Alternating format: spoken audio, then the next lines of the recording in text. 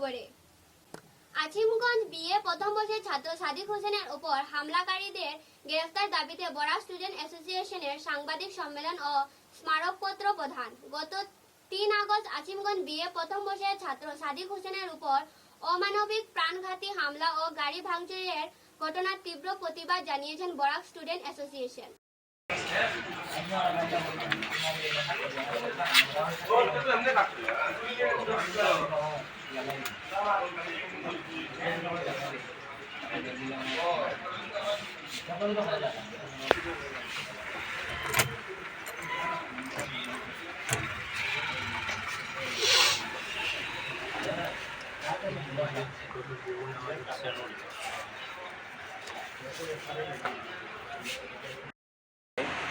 আজকে আমরা বরাক স্টুডেন্ট অ্যাসোসিয়েশনের কর্মকর্তা বৃন্দ একত্রিত হয়েছি।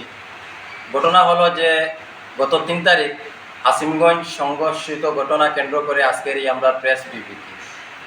ঘটনা হচ্ছে যে আমাদের একজন ছাত্র ভাইকে প্রাণঘাতী হামলা করেছেন কিছু দুষ্কৃতীরা। গত ৩ তারিখ ওনাকে বাঁচাতে গিয়ে ওনার বাবা বর্তমান শ্রীভূমি জেলা পুলিশ প্রশাসনের উপর আমাদের আস্থা রয়েছে।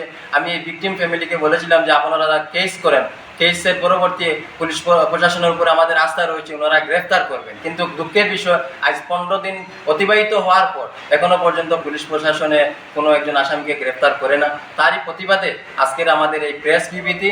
আর আমরা আজকে একটি সার্কুল অফিসারের মাধ্যমে মেমোরান্ডাম দিব, 3 দিনের সময়সীমা দিব। যদি একান্ত এই আসামিদেরকে গ্রেফতার না করা হয় তাহলে আমরা বৃহত্তর ছাত্র সমাজ গণ আন্দোলন গড়ে তুলতে বাধ্য হব।